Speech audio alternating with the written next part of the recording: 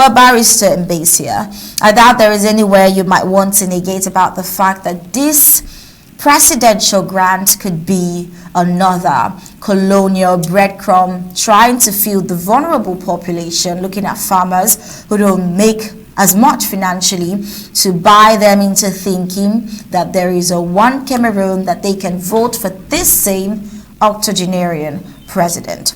Would you beg to disagree, Barrister Mbeseha? What are your thoughts on this gesture? Well, it's not even a good gesture. Bottom line, let me tell you.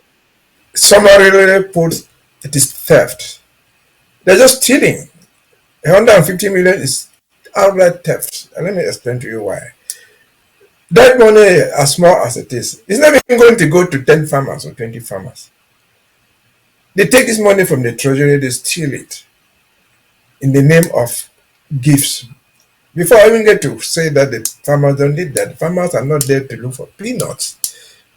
But that's not the issue. The issue is that these things are designed for them to steal. And this is a glaring example. In the last election cycle, under the same name that they are giving farmers aid, they sat in Yaoundé, went to the treasury and took out 20 million francs. 20 million francs, and gave it to one of their proxies in the BLM and called it money for farm tools. 20 million. They gave it to their proxy, who took the money, pocketed, called about 10 farmers who were there, most of whom were CPDM, section president and secretaries, gave them about 10,000. And that was the end of it. That was the end of it. The 20 million disappeared. Nobody's ever asked any question. And so if you go back to it, what is 150 million? To how many farmers or what? If they were even to distribute that thing, nobody will even go to 550,000. Is that what the farmers are looking for? You shoot somebody sitting there in a cocoa farm. The farmers are looking for roads to transfer their cocoa to be sold in the open for value. The farmers are looking for roads to travel on them, carry their plantains, whatever thing they farm, and sell at market value. They are not looking for gifts. And so, what do they even call a presidential gift? That's the Ministry of Agriculture. If it is agriculture, if they are going to farmers, they go to the Ministry of Agriculture. What text does make the president to go down and make gifts to farmers? You'll be surprised. In the next few days, there will also be a gift to teachers from the president. There will be a gift to hunters from the president. Remember what happened in the disaster in Jaguar? Well, there was a presidential gift of billions. Well, there's a ministry of disaster.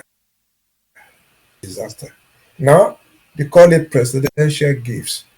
Where on earth I ask, did the president become so powerful to pull money from the treasury of the country and distribute as gifts from himself? If this is not madness, what else can be madness? If this is not outright graft, what else can be theft? This is unacceptable. The farmers, the teachers, the hunters, the footballers do not need this. And if you watch again in the last 1 month, there's been something ongoing in the Ambazonia. Call it soccer competition, sponsored by the administration.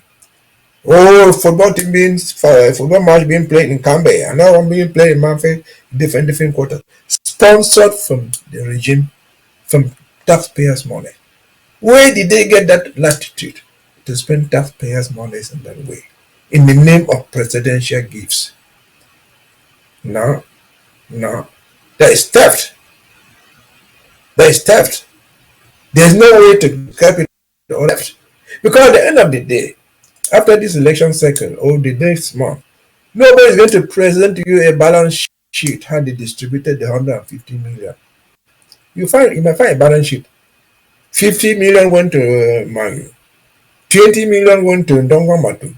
But go down and look. The other money will go into the CPDM proxies, to their partners in crime. And so it's a thing that we should condemn outrightly and tell the government, we did not join you for peanuts. We didn't join you for gifts. If the farmers need development, they are not going to be presidential gifts. If teachers need improvement in their salaries, they are not going to be presidential gifts. If the hunters need to hunt or their cutlasses and their spears, it should not be coming from presidential gifts. It should be coming from the structure of the government. And so again and again, this is just too much. They take us for fools. They take us for idiots. No, we're not so stupid. At least we can read from one, we can count from 1 to 10. And so in summary, that is a thing that should be condemned.